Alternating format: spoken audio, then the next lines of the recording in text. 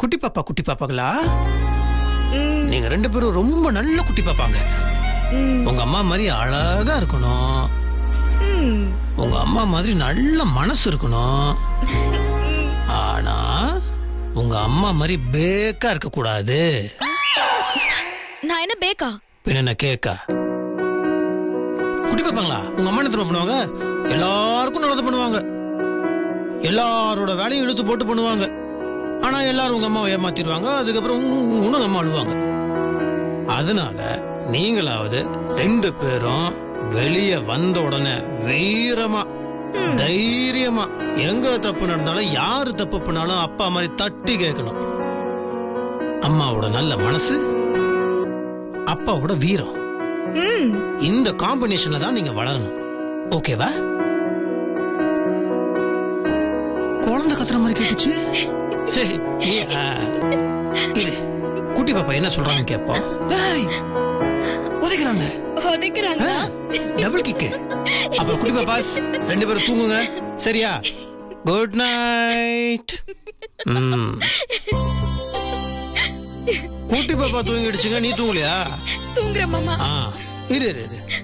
தூங்குறதுக்கு முன்னாடி குட்டி பாப்பாஸ்க்கு குட் நைட். Good night. இப்போ நீ படு. இரு. மெதுவா.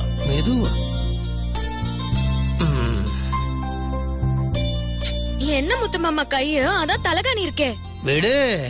தலகாணியும் இருக்கட்டும், கையும் இருந்துட்டு போட்டோம். நீ நிம்மதியா படுத்து தூங்கு.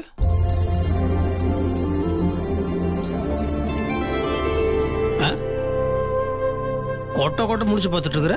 இல்ல மாமா, கண்ணு தெரியாம நீ பட்ட கஷ்டம் எல்லாம் என் மனசுக்குள்ளேயே இருக்கு. அதான் என் கண்ணாலேயே உன்னை முழுங்கிடலான்னு பாக்குறேன். முழுங்குவ.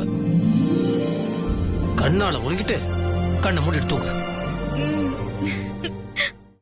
கண்ணை மூட மாட்டேன். நீப்பா தூங்க மாட்டியா? உன் கண்ணை எப்படி மூட வைக்கணும்னு எனக்கு தெரியும்.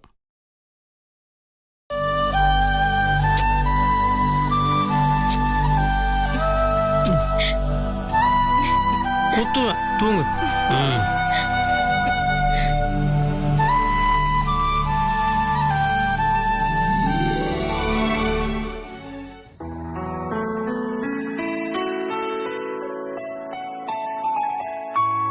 ப்ரோ, அங்க பாருங்க, ஸ்வேதாவும் ரூமுக்கு தூங்க போயாச்சு. மிச்சம் இருக்கிற வேலையெல்லாம் நாங்க பாத்துக்கிறோம். நீங்க போய் கொஞ்ச நேரமாவது தூங்குங்க. கார்த்தி, படுத்தா நான் அசந்துருவேன். இந்த சேர்லயே அப்படியே உட்காந்து தூங்கிடுறேன். இங்க பாருங்க ப்ரோ, எனக்கும் ஸ்வேதா விஷயத்துல டவுட் இருக்கு. அதனாலதான் வீட்டை சுத்தி ஆளுங்களை நிக்க வச்சிருக்கேன். ஸ்வேதாவோட கார் சாவி கூட இப்ப நம்ம கண்ட்ரோல்ல தான் இருக்கு. அதனால ஸ்வேதா இங்க இருந்து கண்டிப்பா தப்பிச்சு போக முடியாது. நீங்க இத பத்தி யோசிக்காம நிம்மதியா படுத்துங்க. போங்க ப்ரோ, போய் தூங்குங்க. அப்பதான் காலையில ஃப்ரெஷ்ஷா இருப்பீங்க. கல்யாண மாப்பிள்ளை இல்லையா நீங்க? போங்க.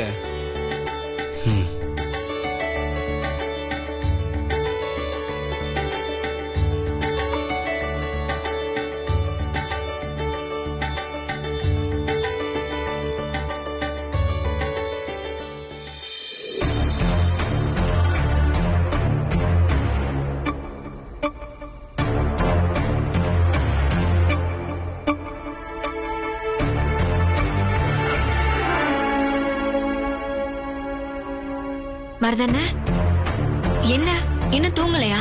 எப்படி தூக்கம் வரும்? புதுசா என்னெல்லாம் பிரச்சனை வரப்போகுதோ. ஸ்வேதா கல்யாணம் பண்ணிட்டு இந்த வீட்டை விட்டு வெளியில போனா என்னோட எதிர்காலம் அம்பதான். அம்மா என்னன்னா ஒவ்வொரு விஷயத்திலும் பிடிவாதமா இருக்கு. நான் என்னதான் பண்றது? என்னால சுத்தமா தூங்கவே முடியல. இப்படியே எத்தனை நாளைக்கு தான் அண்ணன் கிட்ட காசு எதிர்பார்த்து கை நீட்டி நிக்கிறது. பிச்சைக்காரனை விட கேவலமா இருக்க போகுத. அதை நினைக்க எனக்கு தூக்கமே வரமாட்டேங்குது. ஆமா, நீ தூங்கல? அதே பயம்தான் எனக்கும். இன்னும் என்னென்ன விஷயம் எல்லாம் வெளியே வர போகுதோ. எதுக்கெல்லாம் அண்ணன் கிட்ட மாட்ட போறோமோன்னு நினைச்சாலே பயமா இருக்கு. இத்தனை பேர் இருந்தோம் ஸ்வேதாவோட விருப்பத்தை நம்மளால நிறைவேற்ற முடியாம போயிடுச்சுல்ல. அவளுக்கு நடக்க போற கல்யாணங்கிறது அவளை பொறுத்த வரைக்கும் சமாதிதான். எப்படியாவது அதை நிறுத்தணும் மருதண்ணே. எனக்கு தெரிஞ்சு கல்யாணத்தை நிறுத்துறதுக்கு ஒரே ஒரு வழிதான் இருக்கு. இந்த வீட்டுல ஒரு இலை விழுந்தா நாளைக்கு நடக்க போற கல்யாணம் நின்றும்ல. என்ன மருதண்ணே சொல்ற? ஆமா, அது ஒண்ணு மட்டும்தான் வழி. நான் தீர்மானிச்சிட்டேன். மருதண்ணே, யார கொல்ல போற? ஏற்கனவே இந்த வீட்டுல போன மாதிரி உட்காந்துட்டு இருக்கல கலை, அவ மூச்சை முழுசா நிறுத்தலான்னு முடிவு பண்ணிட்டேன். மருதண்ணே, என்ன சொல்ற? என்னைக்கு அவ சுயநினைவு திரும்பி வாய் திறந்தாலும் நமக்கு ஆபத்து தான். அந்த ஆபத்தை எப்பவுமே மிச்சம் வைக்க கூடாது. அவ மட்டும் செத்துட்டா இந்த வீடு இலை வீடா மாறிடும், கல்யாணமா நின்றும்.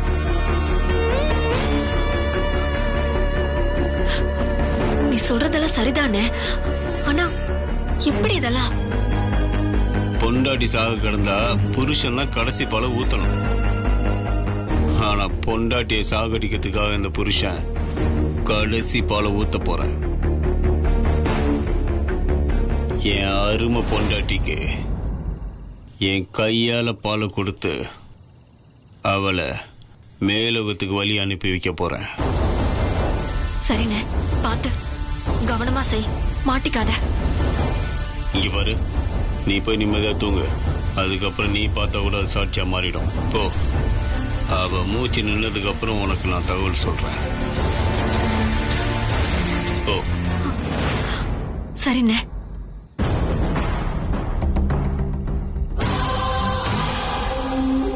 ஸ்வேதா, கண்டிப்பா நீ தப்பிச்சிருவ. இந்த மருது மூலமா தான் நீ தப்பிக்க போற. உனக்கு என்னைக்குமே இந்த நன்றி கடன் மனசுல இருக்கணும்.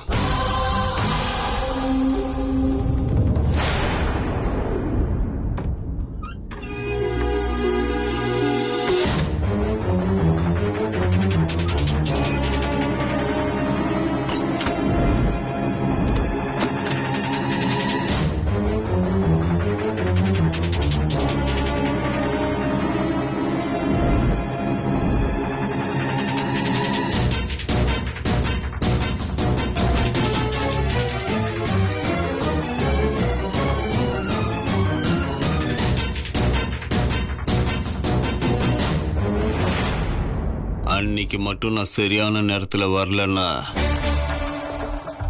முத்தரசனங்கிட்ட எல்லா உண்மையும் சொல்லிருப்பல்ல. அதே நிலைமை தான் இப்பவும். நீ குணமாகி எழுந்து வந்தனா அந்த உண்மையெல்லாம் சொல்லாம விட மாட்டல்ல. எனக்கு அது நல்லாவே தெரியும். அதுக்காக தான் நான் இப்போ உன் கதையை முடிக்க வந்திருக்கேன். கலை, உனக்காக உன் புருஷன் பால் கொண்டு வந்திருக்கேன். இது பசும்பால் இல்ல, விஷப்பால்.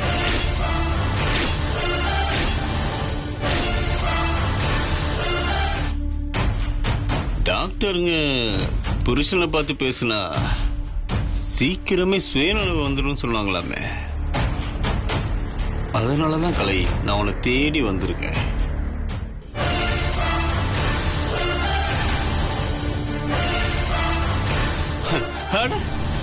பாத்தியா, என் குரலை கேட்டதும் உன் கண்ணுக்கு உயிர் வந்துருச்சு.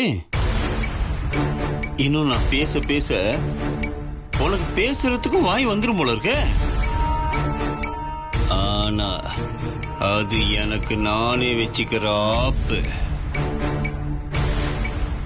அதனால நான் அந்த மாதிரி தப்பெல்லாம் பண்ண மாட்டேன்.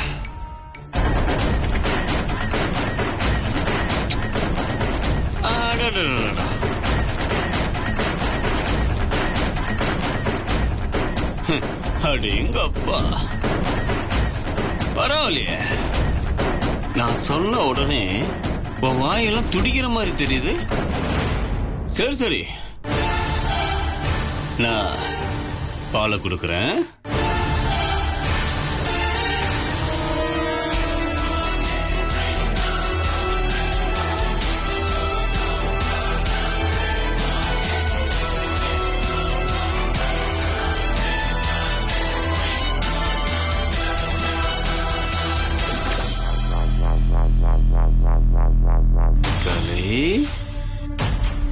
செல்லம் சாப்பிடுமா?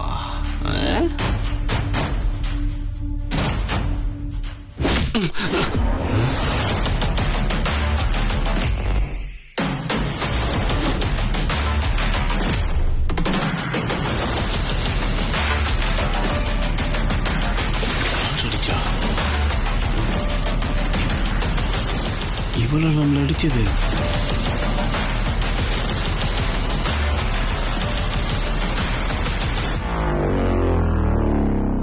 இவ எப்படி நம்மள அடிக்க முடியும்? இவளே இப்படி உக்காந்துட்டு இருக்கா. என்ன நடக்குது ஒன்னும் புரியலையே.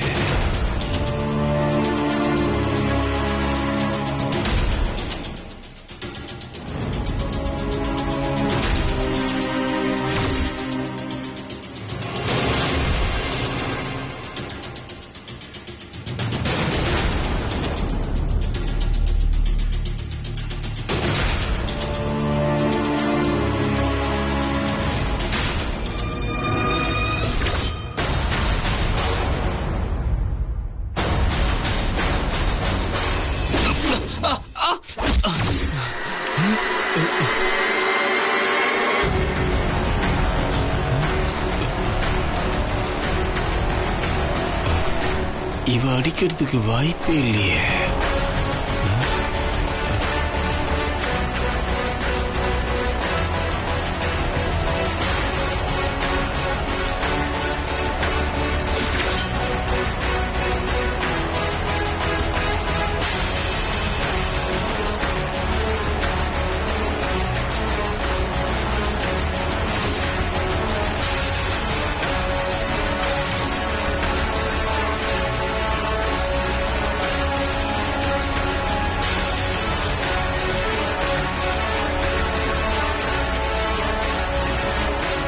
இந்த கையா?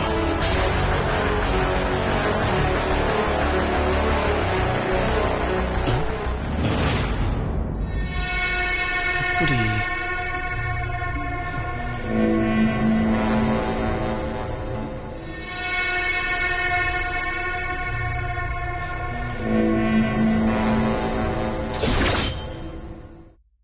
யாரா இருக்கும்?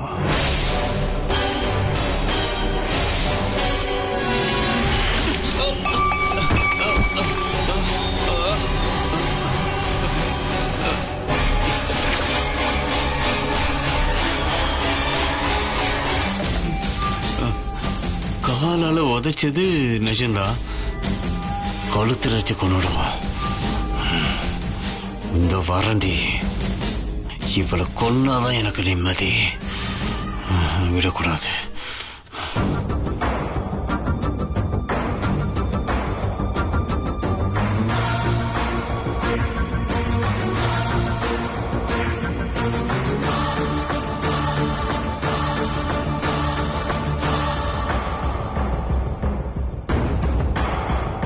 கலை, உன் கதையை நான் இன்னோட முடிச்சிருவேன்.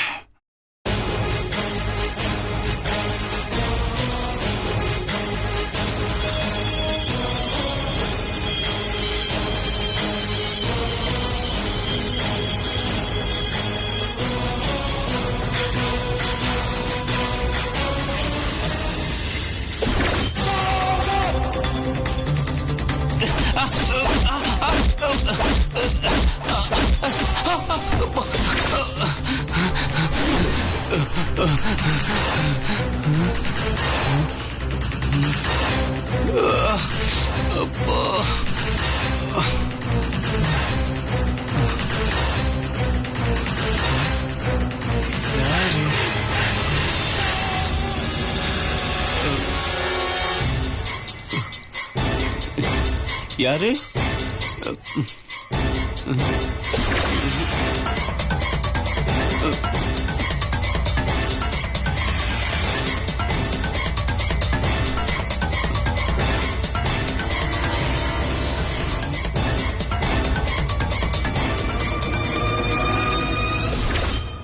அடி விழுது, ஆனா யாரையுமே காணுமே. எப்படி?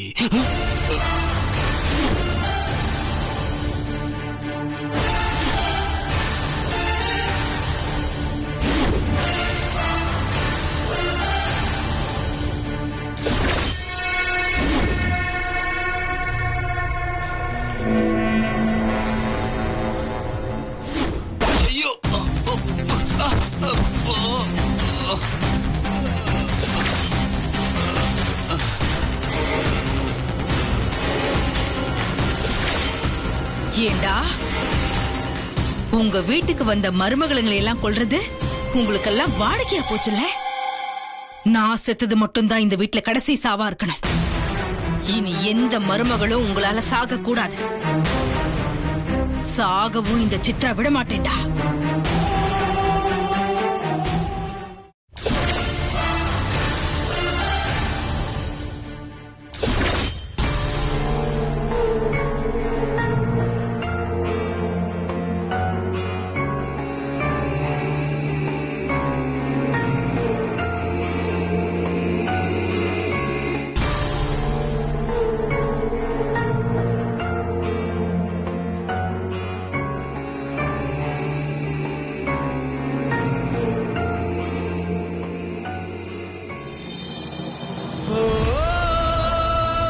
நான் இருக்கேன் கலை.